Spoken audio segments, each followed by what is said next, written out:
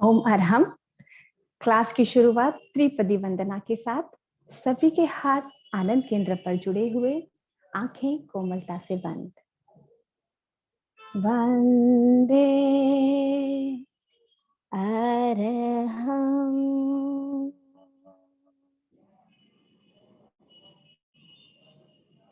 वंदे गुरुवरम।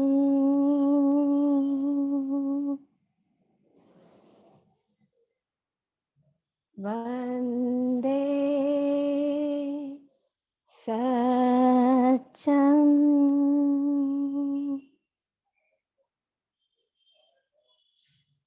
ओम अरहम। आदरणीय मोदी सर और उपस्थित सभी प्रेक्षा साधकों को मेरा सादर जय जिनेंद्र। आज की क्लास पे आप सभी का हार्दिक स्वागत है। आज का हमारा टॉपिक है ध्वनि।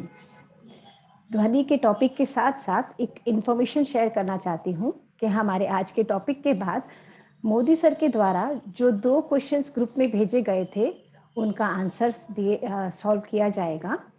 और एक और इम्पॉर्टेंट इंफॉर्मेशन कि कल रहेगी हमारी एक स्पेशल क्लास नर्वस सिस्टम पे, जो कि सूरत से माया जी दारूवाला लेंगे। तो कल भी आप सभी को इसी समय पर जुड़ना है। आज का हमारा टॉपिक है ध्वनि। आसन, प्राणायाम, मुद्रा और ध्वनि प्रेक्षा ध्यान साधना के सहायक अंग हैं और सभी का अपना अपना अलग महत्व है। तो चलिए बिना किसी विलंब के हम हमारे आज के टॉपिक की तरफ आगे बढ़ते हैं। ध्वनि के टॉपिक पर प्रकाश डालने हमारे बीच उपस्थित हैं सूरत से प्रेक्षा प्रशिक्षिका रेणु जी नाहटा। आपने yoga and science of living में एमए किया है और आप बहुत ही कुशल प्रेक्षा ध्यान लेवल 2 ट्रेनर हैं। आप महावीर इंटरनेशनल स्कूल में जीवन विज्ञान का विषय पढ़ाते हैं। आप पिछले 4 वर्षों से प्रेक्षा ध्यान से जुड़े हैं और निरंतर अपनी सेवाएं दे रहे हैं। ओम अरहम रेणु जी।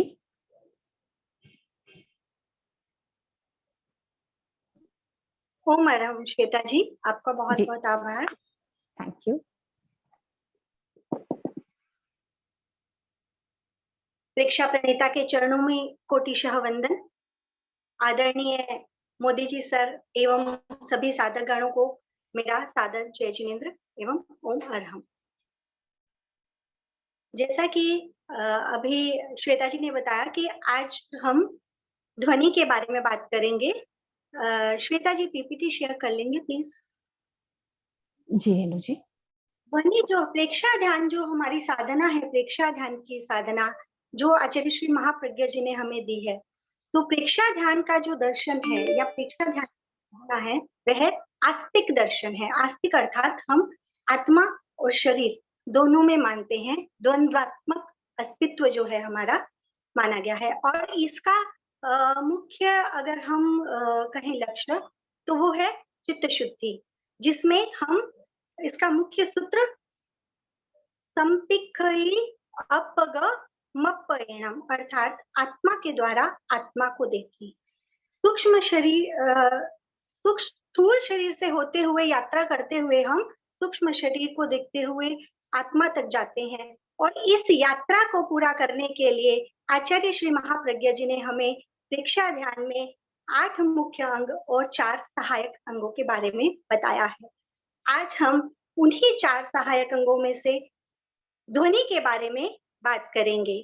4 सहायक अंग आसन, प्राणायाम, ध्वनि और मुद्रा। आज हम ध्वनि के बारे में बात करेंगे। Next slide Shweta ji please. ध्वनि क्या है? ध्वनि संपर्क और संचार का माध्यम है।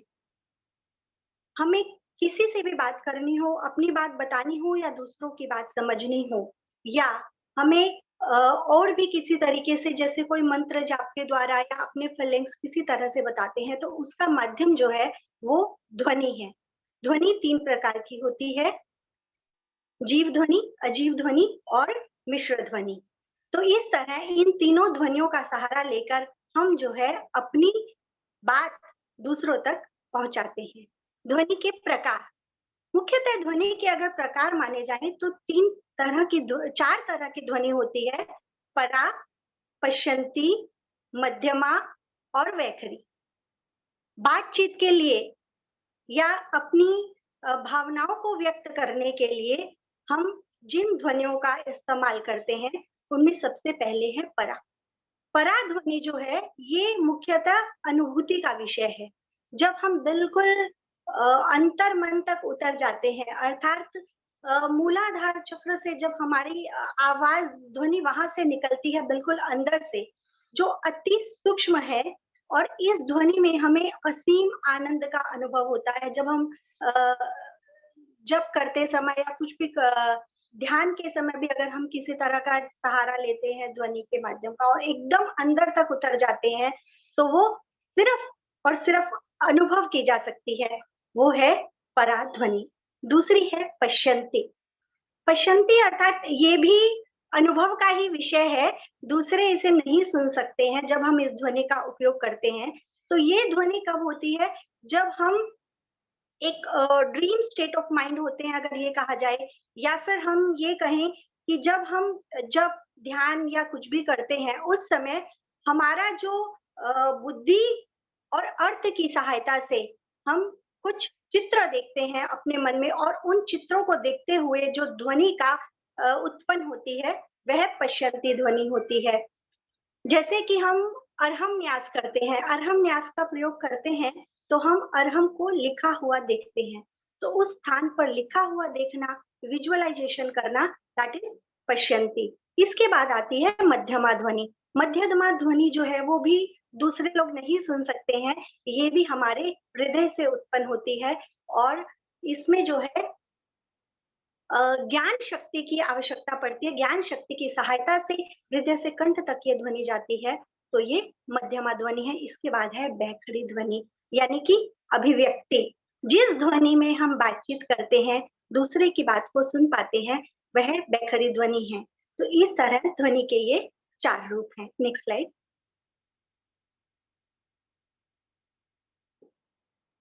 अब जब हमने ध्वनि की बात की कि ध्वनि के ये चार रूप हैं, तो ध्वनि के पीछे ऐसी कौन सी शक्ति है जो काम करती है, जो ध्वनि के हर चीज को अलग बनाती है, या उसकी तरंगों को अलग बनाती है, या उसका जो इफेक्ट है वो किस वजह से आता है, तो इस साउंड के पीछे कौन सा पावर लगा हुआ है।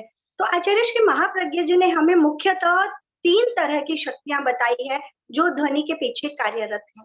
एक है वाणी की शक्ति, दूसरी है भावना की शक्ति, और तीसरी है वाणी द्वारा उत्पन्न तरंग की शक्ति। जब हम वाणी की शक्ति की बात करते हैं, तो हमारे मुख गुहा में कुछ उच्चारण स्थान है, और जब हम आवाज करते हैं या वहां से ध्वनि करते हैं या कुछ भी बोलते हैं वर्णों को, तो क्या होता है, हर वर्ण एक अलग स्थान को छूकर निकलता है। जब वायु जिस स्थान को छूकर निकले, हमारे वायु जो है फेफड़ों से उठती है, और वो जिस स्थान को छूकर निकले, वही उसका स्पर्श स्थान माना गया है। मुख्यतः 8 स्पर्श स्थान माने गए हैं, कंठ, तालु, मूर्धा, दंत, ओष्ठ, नासिका और जिह्वा मूल। तो जिस स्थान को छूकर निकलती है, उस स्थान का अपना एक विशेष महत्व है, और हर स्थान में ऊपर और नीचे की जगह भी होती है, जिन्हें उद्दात, अनुदात और स्वरित कहा जाता है। इसके बाद ध्वनि की मात्रा, और ध्वनि की वाणी में और क्या हो सकता है, जब हम प्रलंब स्वर का उच्चारण करते हैं, यानी कि ह्रस्व स्वर, दीर्घ स्वर और प्लुत स्वर। अगर इसको हम ओमकार से ही समझना चाहें सीधा, तो ह्रस्व मतलब सीधा ओम, दीर्घ मतलब ओम, और प्लुत मतलब ओम। तो उसको जितना एक मात्रा, दो मात्रा, तीन मात्रा इसमें लगाई जाती है। तो इस तरह से हम वाणी की शक्ति में इन सब चीजों का बहुत ज्यादा महत्व होता है कि वो कौन से स्थान से निकल रही है, कितनी मात्रा है, और कौन से स्वर में उसका उपयोग हो रहा है। इसके बाद आती है भावना की शक्ति। भावना की शक्ति सूक्ष्म है, प्रसरणशील है। मन की सरलता और शुद्धता का योग पाकर वाणी शक्तिशाली हो जाती है, जिससे तीव्र प्रकंपन उत्पन्न होते हैं, और उन तीव्र प्रकंपनों की सहायता से इतना अधिक जो है उसमें शक्ति आ जाती है कि उसमें अनिष्ट परमाणु जो है वो दूर हो जाते हैं और इष्ट परमाणुओं का परिपार्श्व बन जाता है, अर्थात हमारे आसपास बन जाता है।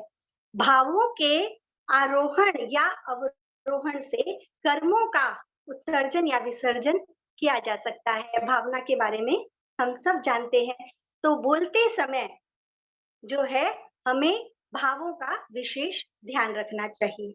इसके बाद है वाणी द्वारा उत्पन्न तरंग की शक्ति। जब किसी भी माध्यम से ध्वनि तरंग निकलती है, किसी भी वस्तु से, किसी चीज से, किसी भी माध्यम से जब ध्वनि की तरंग निकलती है, तो वह ध्वनि की तरंग उसके आसपास के कणों को में कंपन आरंभ कर देती है। जिस भी कण से टकराएगी उसी कण में कंपन आरंभ हो जाएगा और उस कंपन के कारण कुछ खास किस्म की तरंगे उत्पन्न होती है, जिन्हें हमारे कान को हर तरंग सुनने की क्षमता नहीं होती है। कुछ ही आवृत्ति के तरंगों को हमारा कान जो है वो सुन सकता है, बाकी सारी तरंगे हमारे आसपास के वायुमंडल में विद्यमान रहती हैं और एक शक्ति के रूप में कार्य करती हैं। Next slide.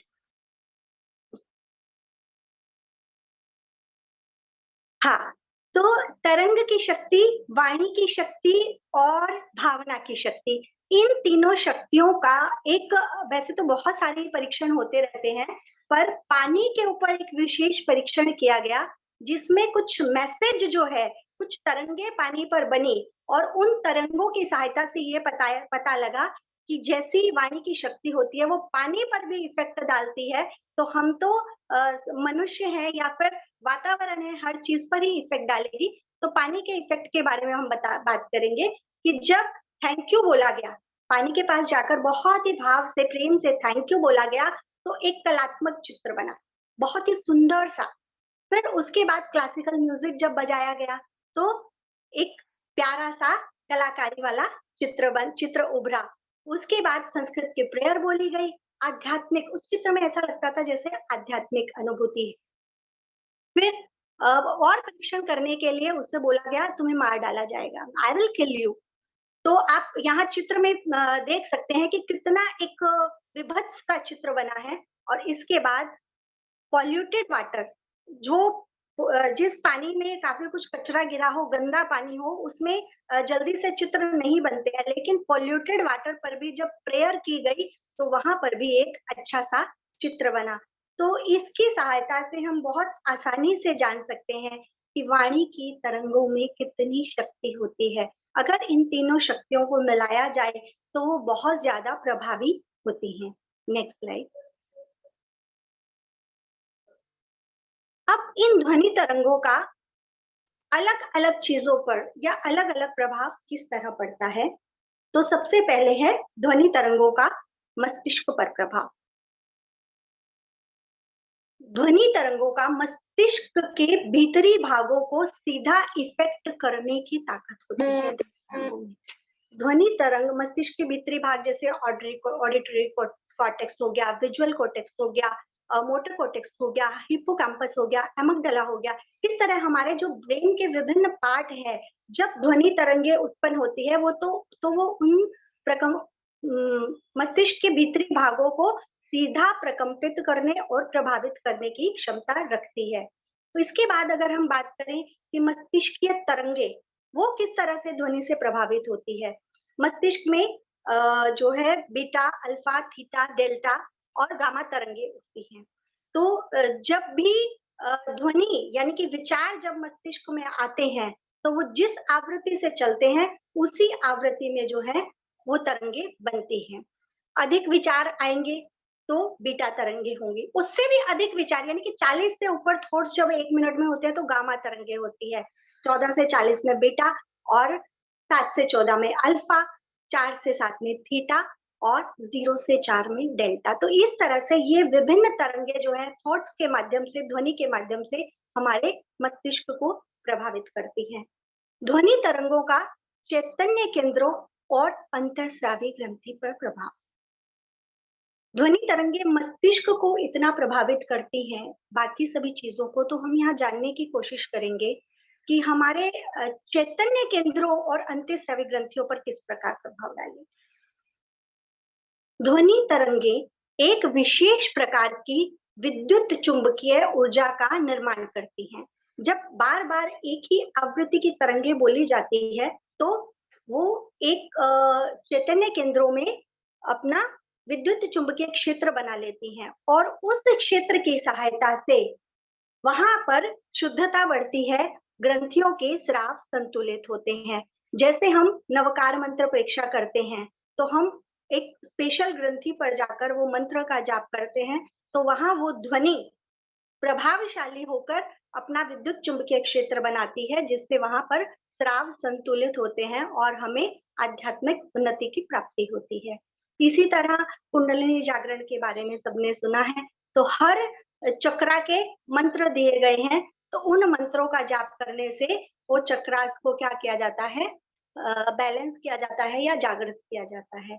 तो इस तरह से कुंडलिनी जागरण में चैतन्य केंद्रों पे, अंतःस्रावी ग्रंथि पर ध्वनि विशेष प्रभाव डालती है।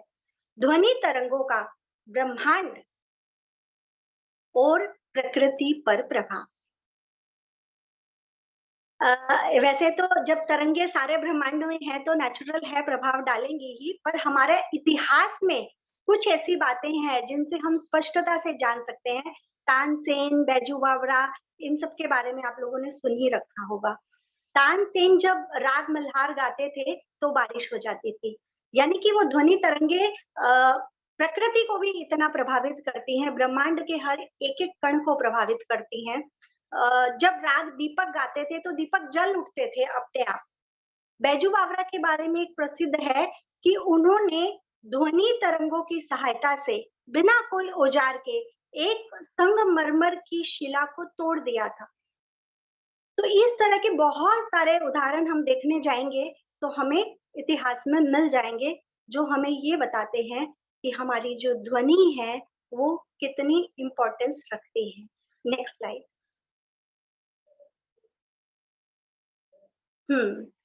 ध्वनि तरंग और विज्ञान।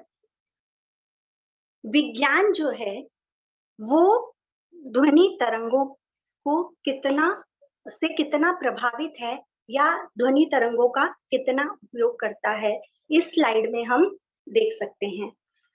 सबसे पहले अगर हम देखें तो यहाँ पर एक डायमंड की पिक्चर दिखाई हुई है।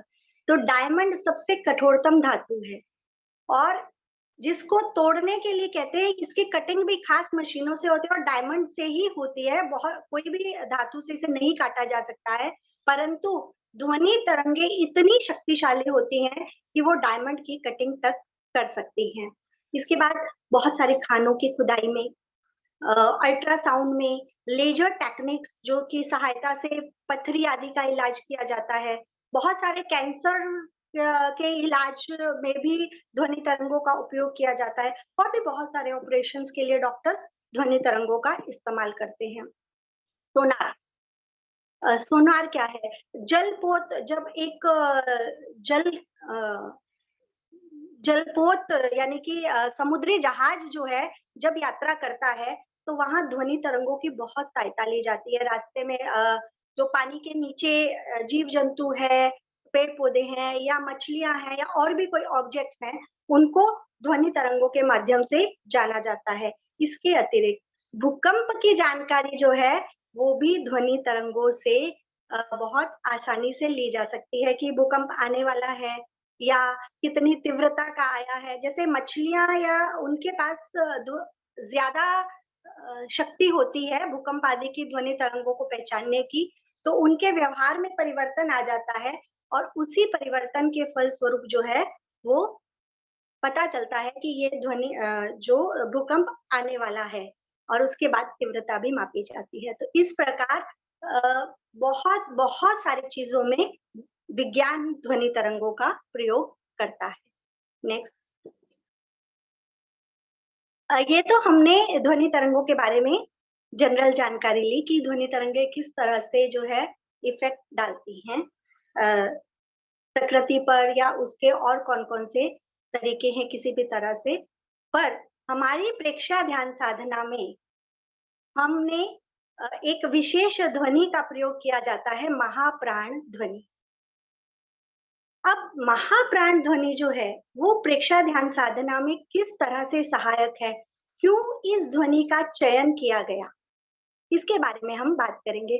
तो महाप्राण, महाप्राण एक शब्द से ही हमें पता चलता है कि प्राणों की कुछ विशेष प्रकार की व्यवस्था, यानी कि जब प्राण वायु जब निकलती है महाप्राण ध्वनि में, तो वो बहुत अधिक जो है शक्ति लिए हुए होती है, इसीलिए उसे महाप्राण ध्वनि कहा गया है। प्राण वायु को एक विशेष तरह का व्यवहार करना होता है। भंवरे के समान गुंजन करती हुई नाद की यह ध्वनि वायुमंडल से विशेष प्रकार की जो है ऊर्जा उत्पन्न करती है, जिसका सीधा प्रभाव हमारी अव्यक्त चेतना पर पड़ता है। परिणाम स्वरूप विचार कम होते जाते हैं, एकाग्रता का विकास होता है और ध्यान में आगे बढ़ने में सहायता मिलती है। अगर हम ये देखें कि किस प्रकार से ये काम करती है ये ध्वनि, तो जब हमारे तेजस केंद्र से ये ध्वनि उठती है, जब हम श्वास भरते हैं पूरी तरह से और श्वास छोड़ते समय क्या होता है, ध्वनि हम भंवरे की तरह गुंजार करते हैं। तो तेजस केंद्र से होते हुए ये हमारे कंठ तक आती है। कंठ पर ध्यान करते हुए ये जब ऊपर की तरफ जाती है तो मुख हमारा बंद होता है, होठ, तो क्या होता है, बाहर नहीं निकल पाती है ये ध्वनि तरंगे, क्योंकि ये विशेष प्रकार की तरंगे हैं। तो ये अपना कौन सा रास्ता लेती है, ईएनटी का पाथवे लेती है और सीधा मस्तिष्क तक एक फव्वारे के समान जाती है, यानी कि बहुत अधिक ताकत लिए हुए ये मस्तिष्क के भीतरी भागों तक पहुंचती है और उनकी सूक्ष्म संरचनाओं को बदलने में सक्षम होती है। अगर हम ध्वनि तरंगों की बात करें जो महाप्राण ध्वनि में उत्पन्न होती हैं, तो ये ध्वनि तरंगे कौन-कौन से ग्लैंड्स को, खासतौर पे पीनियल ग्लैंड्स को, पिट्यूटरी ग्लैंड को, हाइपोथैलेमस को, इनको प्रभावित करती है। स्मरण शक्ति के लिए भी जो ध्वनि तरंगे हैं, वो बहुत अधिक महाप्राण ध्वनि की ध्वनि तरंगे बहुत अधिक योगदान देती हैं स्मरण शक्ति में। किस तरह से, जैसे कि स्मरण शक्ति जाती क्यों है हमारी, क्योंकि ब्रेन में प्रोटीन के छोटे-छोटे पार्ट्स जिन्हें अमाइलेट्स कहते हैं, वो इकट्ठा हो जाते हैं। वो इकट्ठा होकर न्यूरॉन्स को प्रभावित करते हैं, जिसके कारण हमारी जो है याद करने की जो ताकत है वो कम होने लग जाती है। जब महाप्राण ध्वनि की सूक्ष्म तरंगे जो हैं, वो हिप्पोकैम्पस तक पहुंचती हैं और वहां जाकर प्रभावित करती है, तो वहां वो सुप्त पड़े न्यूरॉन्स को प्रभावित करके उन्हें जगाती है और मेमोरी स्टोरेज के लिए रास्ता बनाने के लिए प्रेरित करती है। और ये रास्ता इतनी अच्छी तरह से बनता है कि लंबे समय तक के लिए स्पेस जो है वो बन जाती है स्मृति की। तो इस तरह से स्मृति के लिए जो है वो बहुत अधिक प्रभावशाली है। अगर हम बात किए जाए कि भावनात्मक स्तर पर कैसे प्रभाव डालेंगे, तो भावनात्मक स्तर पर जो महाप्राण ध्वनि है, इसमें क्रोध की कमी आएगी, ईर्ष्या, द्वेष, तनाव आदि सब दूर हो जाएंगे। क्यों? क्योंकि ये हमारे पिट्यूटरी, पिनियल और हाइपोथैलेमस को सीधा प्रभावित करती है। हाइपोथैलेमस जो है वो भाव संस्थान माना गया है और जब भाव संस्थान पर सीधा प्रभाव जाता है तो हमारे नेचुरली ये सब तनाव कम हो जाएंगे। इसके बाद बात करें कि शारीरिक तौर पर महाप्राण ध्वनि से क्या फायदा है। शारीरिक तौर पर महाप्राण ध्वनि बहुत बहुत बहुत अधिक प्रभावशाली है। कैसे? महाप्राण ध्वनि करते समय हमारी श्वास की जो संख्या है वो बहुत कम हो जाती है और श्वास की संख्या जब कम हो जाएगी तो नेचुरल है गैस एक्सचेंज को ज्यादा टाइम मिलेगा। इसके अतिरिक्त जो हमारे थॉट्स कम हो जाएंगे, विचार कम हो जाएंगे, तो हमारे ब्रेन वेव्स में परिवर्तन आएगा।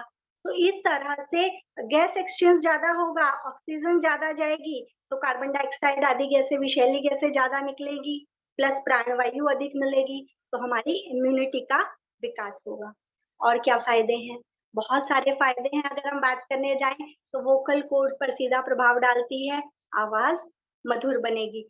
एक और नई रिसर्च भी हुई है महाप्राण ध्वनि के बारे में कि महाप्राण ध्वनि करते समय हमारे नाक में नाइट्रिक एसिड का निर्माण होता है, जो कि कोरोना के वायरस को मारने में मदद करता है।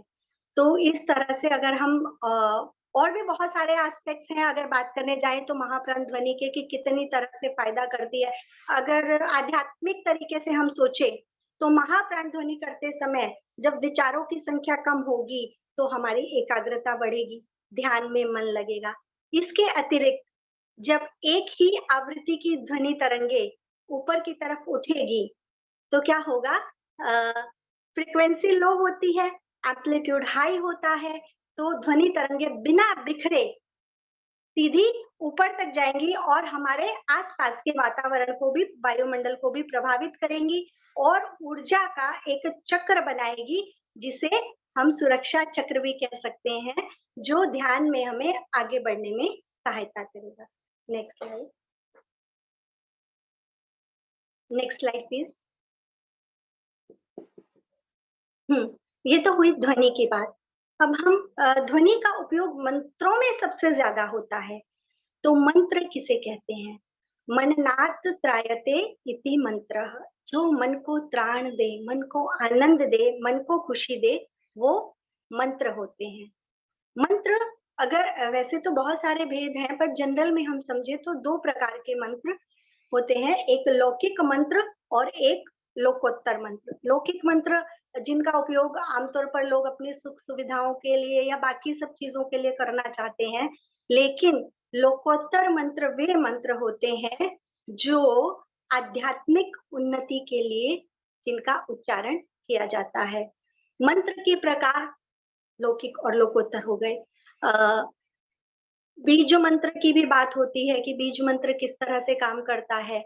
तो बीज मंत्र जो होता है, लौकिक और लोकोत्तर दोनों ही प्रकार के मंत्रों के बीज मंत्र होते हैं, और बीज मंत्र बहुत प्रभावशाली इसलिए होते हैं, नाम से ही समझ लीजिए बीज, एक बीज के अंदर कितनी ताकत होती है, कितने, एक फल में अगर हम बीज गिनना चाहे तो बहुत आसानी से गिन सकते हैं कि कितने बीज होते हैं, लेकिन एक बीज से कितने फल निकलेंगे उसका अंदाजा हम नहीं लगा सकते। ये किस पर निर्भर करता है, हम कितनी खाद देते हैं, कितनी मिट्टी देते हैं, कितना पानी देते हैं, कितनी उसकी सेवा करते हैं, कितनी निरंतरता है।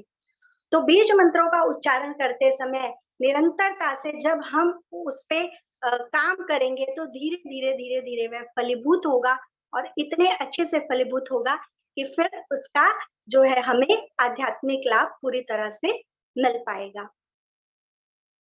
मंत्र उच्चारण का तरीका या शैली हमने पहले ही बात की है, स्वरित, उदात्त और अनुदात्त, यानी कि स्वर जो बताए कि हमारे मुख के 8 भागों को स्पर्श करते हुए जो वर्ण का उच्चारण होता है, तो उन वर्णों को जो मुख के जिस भाग से स्पर्श किया जाए, दैट इज कि उदात्त, अनुदात्त और स्वरित। जैसे संगीत में होता है ना, संगीत लहरी में क्या होता है कि ऊपर के स्वर और नीचे के स्वर हम वैसे ही समझ सकते हैं। तो इसके बाद मंत्रोच्चारण की विधि, मंत्रोच्चारण की विधि में वाचिक जप, उपांशु जप और मानसिक जप। वाचिक जो हम जनरली बोल के जोर से जप करते हैं जिसे दूसरे सुन पाते हैं। उपांशु जप वो जप है जिसे दूसरे सुन नहीं पाते हैं पर हमारे होठ हिलते हैं इस जप को करते समय। मानसिक जप अंतर मन में जुड़कर जो किया जाए वो मानसिक जप है। यही जप की श्रृंखला में सबसे उत्तम है। Next slide please. हाँ, तो मंत्रास के पीछे क्या थियरी काम करती है? मंत्रोच्चारण में किस किस चीज की शक्ति समाहित है? अग्नि की शक्ति, अग्नि की ऊष्मा, यानी कि उसमें जो गर्मी उत्पन्न होती है, अग्नि की ऊष्मा, ध्वनि की विद्युत तरंग और विद्युत ऊर्जा की शक्ति, इन शक्तियों को मिलाकर जो है मंत्रों का निर्माण किया गया है।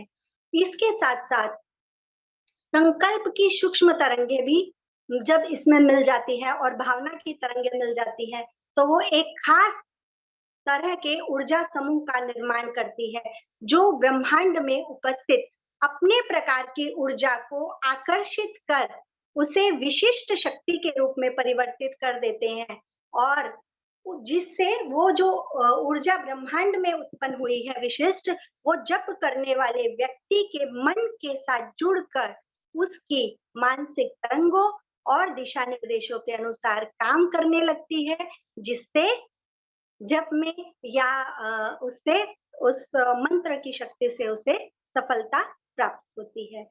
और इस मंत्र का उपयोग करने के लिए या जप का उपयोग करने में और कौन-सी चीज़ें ध्यान में रखनी चाहिए हमें, वो है उसका आयाम। उसको हम कितना लंबा खींचते हैं, कितना अ, लंबा मतलब उस शब्दों को छोटा बोलते हैं या लंबाई में अच्छे से मन से बोलते हैं, दैट इज़ आयाम, विस्तार, एम्प्लीट्यूड उसका कितना है। उसके अलावा स्पीड, तीव्रता, कितना फास्ट बोलते हैं या धीरे बोलते हैं पूरा मनोयोग से, वो भी उस पर काम करता है। और इसके अलावा पिच, आवाज़ में उतार और चढ़ाव। तो ये तीनों ही चीज़ें जो हैं, वो प्रभावित करती हैं मंत्रों को। Next, next slide please. हाँ, तो पहले हमने ध्वनि की बात की, महाप्राण ध्वनि जो है वो हमारे प्रेक्षा ध्यान साधना में विशेष ध्यान रखती है। और इसके बाद अरहम का मंत्र, अरहम का मंत्र जो है वो एक विशेष मंत्र है, एक प्लुत ध्वनि है। अगर हम कहें कि विशेष वातावरण का निर्माण होता है, ऊर्जा के विशेष वातावरण का निर्माण जो है वो अरहम के स्वरूप में होता है। अरहम के स्वरूप में अ, र, ह और म, इन 4 वर्णों का उपयोग किया गया है। ये 4 वर्ण जो है अपने आप में बहुत, बहुत, बहुत अधिक तेजस्वी है। जो वर्ण है, क्योंकि इसका उच्चारण स्थान कंठ है और ध्यान हमारा कहाँ रहता है? तेजस केंद्र पर। तो हमारे विशुद्धि केंद्र और तेजस केंद्र दोनों को प्रभावित करता है का उच्चारण। देन र, र हम बहुत ही छोटा-सा बोलते हैं क्योंकि र जो है वो अग्नि बीज है। र अग्नि बीज होने के कारण जो है दूसरा मूर्धा से बोला जाता है तो मस्तिष्क को सीधा प्रभावित करने की क्षमता रखता है। और ह जो है वो आकाश बीज है, चिदाकाश का अनुभव होता है। तो जब रह का उच्चारण किया जाता है तो इसमें ज्ञान, दर्शन और चरित्र की त्रिआयामी जो पद्धति है उसका जो हमें प्राप्ति हो सकती है। म है मोह सहित कर्म समूह का विनाश करने वाला है। जब म का उच्चारण किया जाता है तो ये हमारे उदान प्राण को सक्रिय करता है। उदान प्राण के सक्रिय होने के कारण विशिष्ट शक्तियों की प्राप्ति हो सकती है।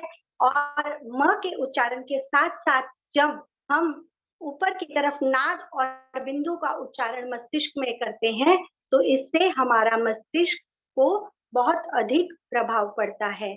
तो इस तरह से का उच्चारण 1 मात्रा अर्थात 2 सेकंड कहाँ पर? तेजस केंद्र पर।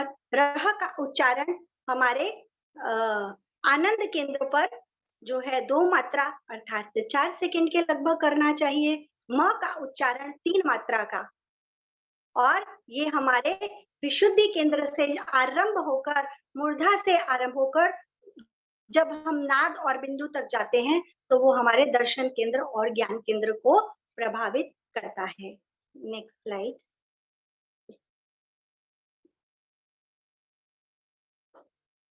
अरहम ध्वनि ऊर्जा का विशेष व्यवहार, अरहम ध्वनि के स्वरूप के बारे में जाना। अब अरहम ध्वनि हमें क्या-क्या विशेष लाभ है? सबसे पहले अरहत का बीज मंत्र है।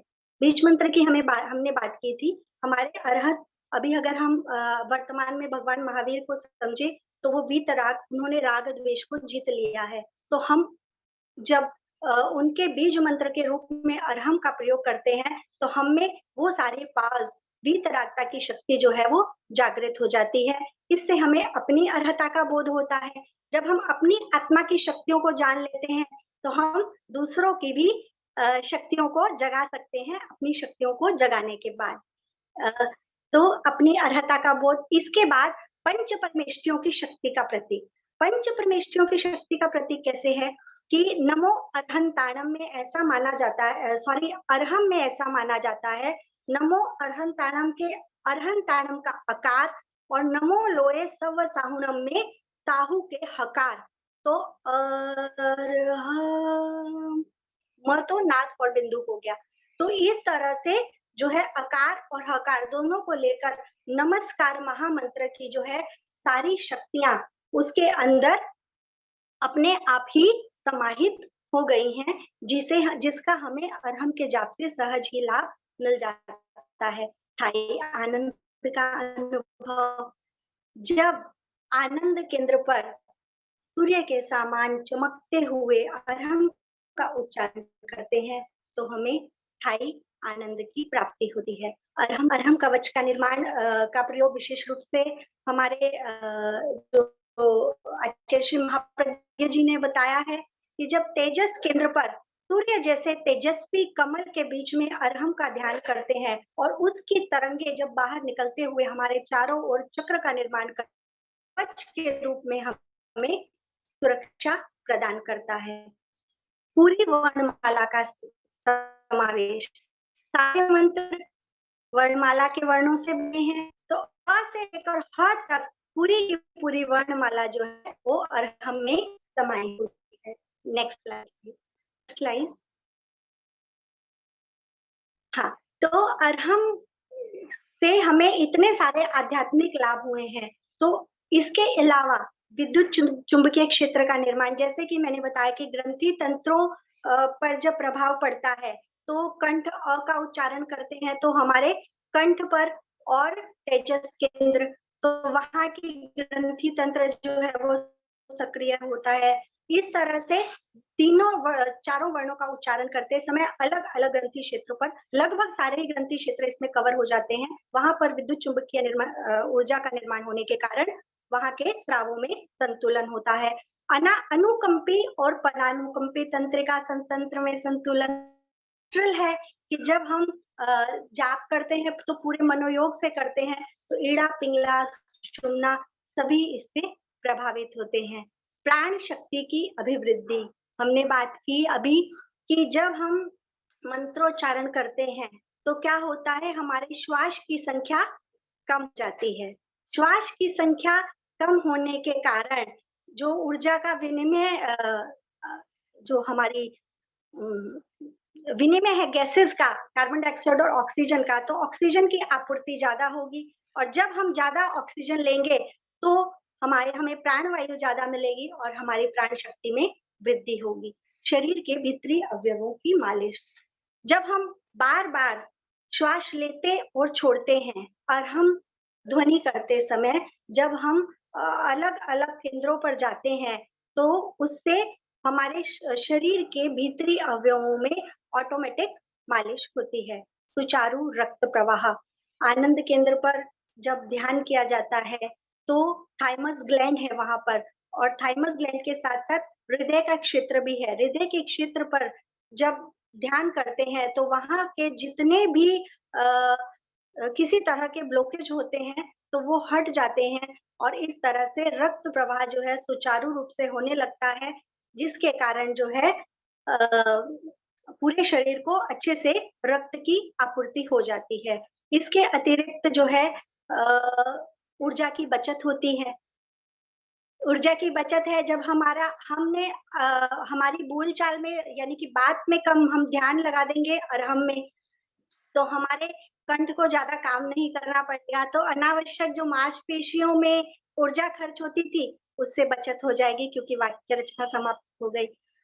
इसके स्पंदन जो है, वो ऊर्जा चक्रों को विशेष रूप से प्रभावी बनाते हैं और हमारे शक्ति केंद्रों को जागृत करते हैं। Next slide.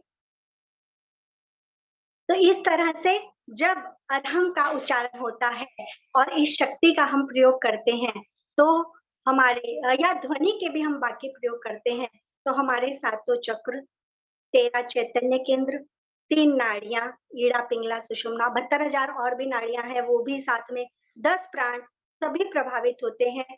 इससे विल पावर बढ़ती है, हमारी ऑप्टिमिज्म बढ़ती है, दृढ़ विश्वास जो है वो हमारे अंदर उत्पन्न होता है, दयालुता और सहृदयता की भावना बढ़ती है, धैर्य, सहनशीलता आदि में इजाफा होता है, हमारे अहंकार में खास तौर पर कमी आती है। लालच, नकारात्मकता, निराशा, दबाव, कमजोरियां आदि सभी समाप्त हो जाती है। ऊर्जा ऊर्ध्वगामी होती है, जिससे हम अपनी शक्ति का पूर्ण उपयोग कर सकते हैं। ओम अरहम।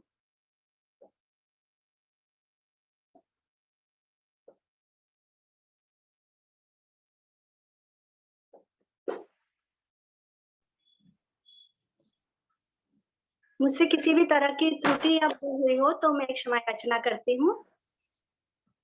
ओम अरहम रेणु जी, आपका बहुत बहुत आभार। आपने बहुत ही सुंदर तरीके से हमें ध्वनि के इम्पोर्टेंस के बारे में बताया।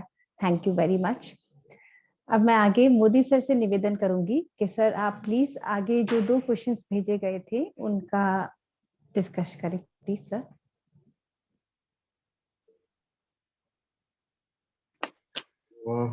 वंदे गुरुवरम, वंदे गुरुवरम, वंदे गुरुवरम।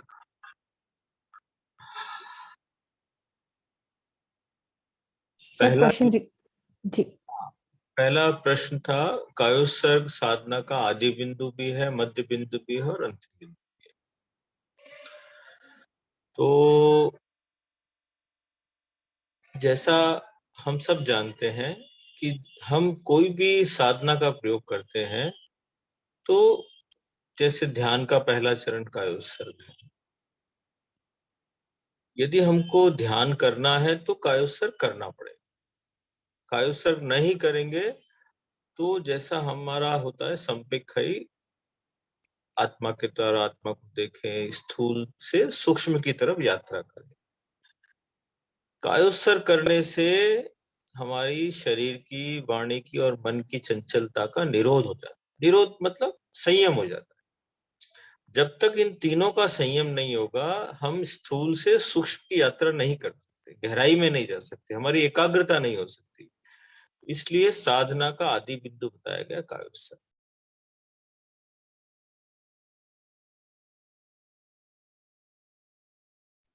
तो साधना का प्रारंभ हमें यदि करना है तो वो हमको कायोत्सर्ग से ही करना हो।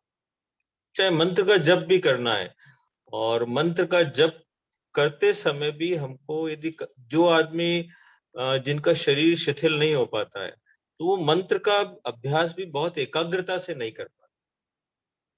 इस दृष्टि से साधना का आदि बिंदु कायोत्सर्ग।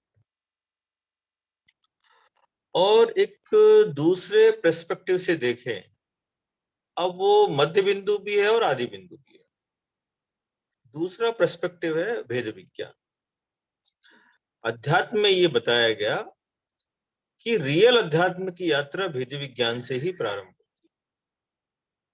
जब साधक को यह अनुभव होता है कि आत्मा अलग है, शरीर अलग है, ये दोनों भिन्न तत्व हैं, और मैं चेतन तत्व हूं। शरीर तो क्या है, अशाश्वत है, नष्ट होने वाला है, और जो चेतन तत्व है वह शाश्वत तत्व है, वही मैं हूं। रियल में मैं वही हूं।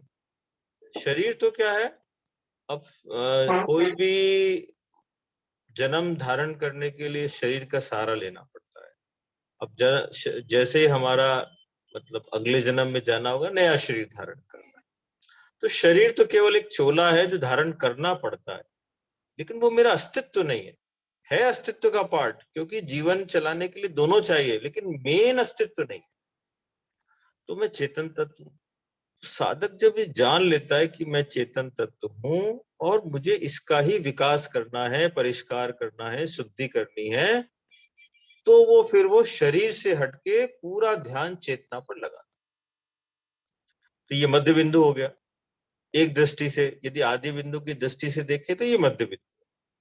यदि रियल अध्यात्म की दृष्टि से देखें, यदि प्रारंभिक साधना का जो रियल सार, जो मतलब रियल साधना जो चालू होती है वो वेद विज्ञान के बाद ही चालू। फिर कोई संशय नहीं रहता कि भाई मैं शरीर हूं या आत्मा हूं। जब तक ये संशय रहता है, वेद विज्ञान स्पष्ट नहीं होता, व्यक्ति शरीर को ज्यादा पोषण देता है, शरीर की मांग पूर्ति में लगा रहता है, आसक्ति में लगा रहता है, शरीर से जुड़ी हुई जितनी भी चीजें हैं उनका ज्यादा ध्यान रखता है। तो इस दृष्टि से, एक दृष्टि से ये आदि बिंदु भी है, मध्य बिंदु भी। और आगे बढ़े तो अंतिम स्थिति जहां व्यक्ति साधक संपूर्ण योगों का निरोध कर देता है, व्युत्सर्ग जो जो निर्जरा के 12 भेद में आता है ना, अंतिम व्युत्सर्ग। व्युत्सर्ग का मतलब है इतना गहरा कायोसर्ग जहां सारे योगों का त्याग की स्थिति आ जाए, पूर्ण एकदम चेतना चेतना में समाहित हो जाए। समाधि कोई कहेगा, इसको समाधि कहेगा, कोई भी नाम ले, तो वो अंतिम बिंदु है। तो हम कह सकते हैं कि कायोसर्ग साधना का आदि बिंदु है, मध्य बिंदु है और अंतिम। शॉर्ट में आपको बताया है, बाकी और एंगल से इसका और विस्तार भी हो सकता है। दूसरा प्रश्न था कि मन को एकाग्र किया जा सकता है, स्थिर नहीं किया जा सकता। मन का स्वभाव मूलतः चंचलता है। मन मतलब मन का होने का मतलब ही है चंचलता। मन के 3 काम है, स्मृति करना, चिंतन करना, कल्पना करना। मन यदि है एग्जिस्टेंस में तो ये तीनों में से किसी एक में रहेगा ही रहेगा, या तो स्मृति करेगा या चिंतन करेगा या कल्पना करेगा। ये इन तीनों के बिना रह नहीं सकता। तो इसका स्वभाव ही चंचलता, कम या ज्यादा हो सकता है, फ्रीक्वेंसी बदल सकती है। एक समय में बहुत ज्यादा चिंतन चल रहा है, बहुत स्मृति, तेजी से स्मृतियां बदल रही हैं, कल्पना बहुत हो रही है, लेकिन हो सकता है कभी कम हो। लेकिन मन का मतलब ही है स्मृति, चिंतन, कल्पना। इसका मतलब क्या हुआ? मन का मतलब चंचलता है, तो मन को स्थिर नहीं कर सकते। स्थिर का मतलब होता है कि मन की सारी गतिविधि खत्म हो जाए, तो मन स्थिर नहीं हो सकता। मन को एकाग्र कर सकते। हमने क्या किया? दोनों नथनों के संधि स्थल पर चित्त के साथ मन को जोड़ दिया, तो क्या हुआ? आते जाते श्वास पर मन टिक गया। तो मन क्या कर रहा है? श्वास के आने जाने का ज्ञान कर रहा है। वो चित्त के जानने देखने में सहयोगी बन रहा है। तो मन चित्त के साथ लगा हुआ है, तो उसकी क्या हो गई? एक बिंदु पर एकाग्रता हो गई, एक विषय पर एकाग्रता हो गई कि वो श्वास को जान रहा है, देख रहा है, श्वास का अनुभव कर रहा है, तो एकाग्रता हो। अब इसको यदि एक बछड़ा है, जैसे गाय का बछड़ा है, बहुत चंचल होता है, उछल कूद करता रहता है, यदि उस किसी एक ग्राउंड में छोड़ दिया जाए तो बहुत उछल कूद करता है, पूरे ग्राउंड में, मतलब स्थिर नहीं रहता। और वो मतलब बछड़ा है तो चंचलता रहेगी, तो क्या करते हैं? एक खूंटे से बांध देते तो क्या रहता है?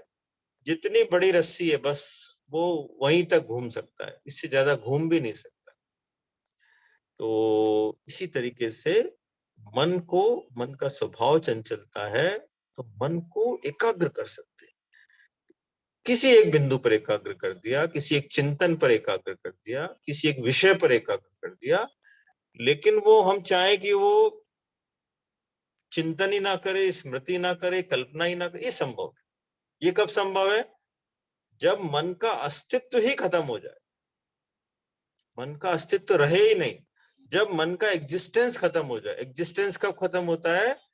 जब साधक ध्यान की गहरी अवस्था में जाता है, तो क्या होता है? चित्त चेतना में समाहित हो जाता है। उस समय व्यक्ति इस शरीर से परे चला जाता है, शरीर से परे चला गया। शरीर से परे जाने पर फिर मन, शरीर की एक्टिविटी स्टैंड स्टिल जैसी हो जाती है, मन का अस्तित्व नहीं रहता, मन अमन हो जाता, क्योंकि मन में कोई चेतना है ही नहीं। क्योंकि मन में चेतना होगी तो वो स्मृति, मतलब मन में बिजली जा रही है तो कोई ना कोई एक्टिविटी करेगा। मन में चेतना ही नहीं है, कोई प्राण धारा ही नहीं है, तो मन का इंस्ट्रूमेंट एकदम डेड जैसा हो गया। ऐसी समाधि की स्थिति में मन क्या हो जाएगा? वो स्थिर नहीं हुआ है, मन खत्म ही हो गया, अमन हो गया, या नो, मतलब मन की एग्जिस्टेंस ही खत्म हो गई। तो इसलिए ये कहा गया ध्यान, प्रेक्षा ध्यान में, कि हम मन को एकाग्र कर सकते हैं, स्थिर नहीं कर सकते। तो ये दोनों प्रश्नों के जवाब मैंने देने की कोशिश की है, और इसमें भी यदि किसी को कोई जिज्ञासा हो तो पूछ सकते हैं। लेकिन पहले रेणु जी से प्रश्न पूछे जाएं, क्योंकि उन्होंने आज के विषय का प्रतिपादन अपने अपने तरीके से बहुत अच्छा किया है। और तो उनसे प्रश्न पूछे जाएं। Om Ahram, thank you so much sir. अब मैं आगे सभी पार्टिसिपेंट से निवेदन करूंगी कि जैसे कि मोदी सर ने कहा कि यदि आपकी इस टॉपिक के रिलेटेड कोई भी जिज्ञासा है तो आप अपने प्रश्न या तो चैट बॉक्स में भेज सकते हैं या फिर अपना हैंड रेज करके अपना प्रश्न पूछ सकते हैं।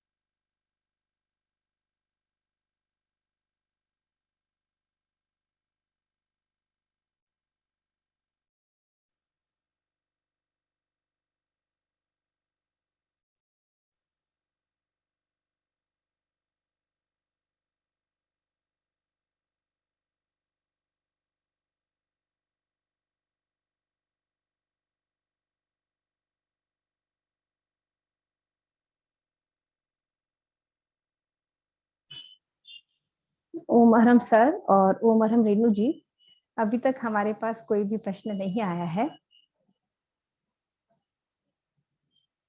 ना ही कोई हैंड रेज है। आप बताएं सर क्या करना है आगे।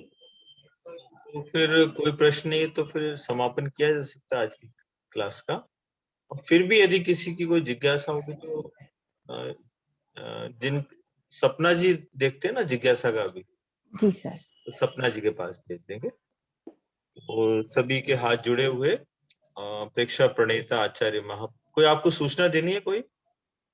सर कल के लिए एक सूचना है कि कल माया जी की एक स्पेशल क्लास रखी गई है नर्वस सिस्टम पे, तो सभी पार्टिसिपेंट से निवेदन है कि कल समय यही रहेगा हमारा 8 से 9 का, तो आप लोग जरूर से जुड़े और लाभान्वित हो। Thank you sir. सभी के हाथ जुड़े हुए प्रेक्षा प्रणेता आचार्य महाप्रज्ञ जी के प्रति कृतज्ञता ज्ञापित करेंगे, प्रेक्षा अनुशास्ता आचार्य महाश्रवण जी के प्रति, और इस संसार में जो भी गुरु हैं, आचार्य हैं, जो भी मोक्ष का मार्ग बता रहे हैं, कल्याण का मार्ग बता रहे हैं, उन सभी गुरुओं के, आचार्यों के प्रति भी कृतज्ञता ज्ञापित करेंगे। कृतज्ञोस्मि, हम सब पूज्य गुरुदेव के प्रति आभारी। कृतज्ञोस्मि, हम सब पूज्य गुरुदेव के प्रति आभारी। कृतज्ञोस्मि, हम सब पूज्य गुरुदेव के प्रति आभारी। कृतज्ञोस्मि सर, हम सब आपके भी बहुत बहुत आभारी हैं। Thank you so much sir. So आज की क्लास को अब हम यही संपन्न करेंगे। कल हम लोग फिर मिलेंगे। तब तक के लिए आप सभी स्वस्थ रहें और सुरक्षित रहें, इसी मंगल कामना के साथ। ओम अरहम।